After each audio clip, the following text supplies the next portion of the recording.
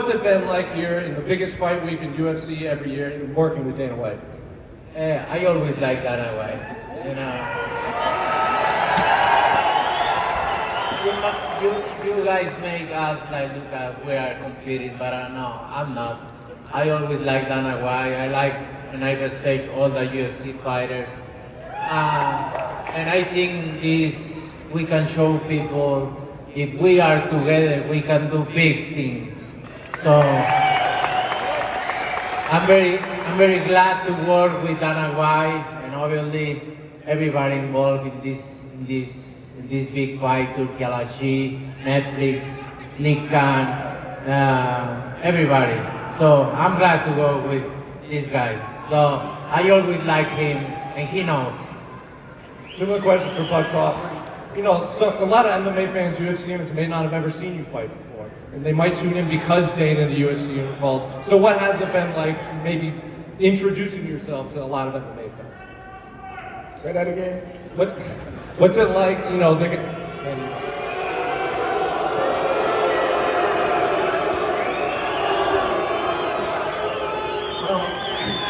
don't think you did your research by saying a lot of MMA fighters haven't seen me fight before. I think that's wrong. I got a lot of friends that's been in the UFC, MMA field, being that I got a wrestling background. When I'm at the UFC Performance Institute, I got so many UFC fans want to take pictures that know who I am, so I don't know where you got that from.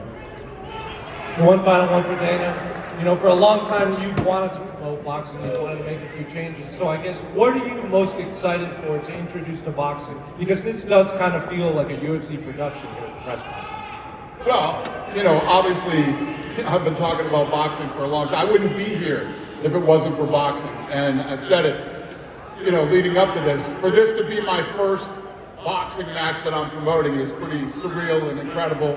And like Canelo was saying, the great thing about working on this fight, other than how epic it is and it's a once-in-a-lifetime fight, I like both of these guys. They're both really good guys. They're great to work with, so we're looking forward to it. This is going to be fun. Question for Canelo Alvarez. Canelo, last time we did one of these press conferences, you actually ended up shoving Bud at the end of it. What exactly caused that? I'm new in English, so your English a little bit. Can you speak a little bit slowly? Oh, no. Got it. You know what? I didn't. He did before. He tried to walk me back, and it just got my reaction. That's it. You know?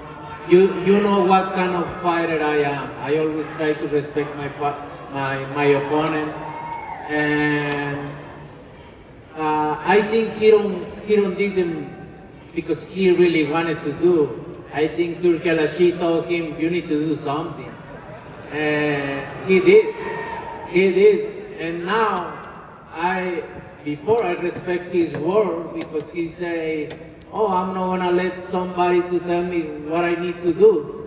And he did, so. But you know me.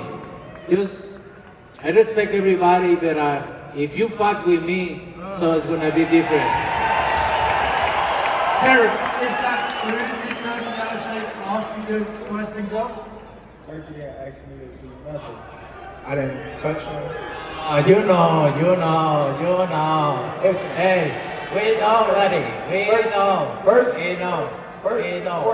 know. First and foremost, somebody was in the room saying that I was scared of him. So I stepped to him and showed him who was the boss of this fight.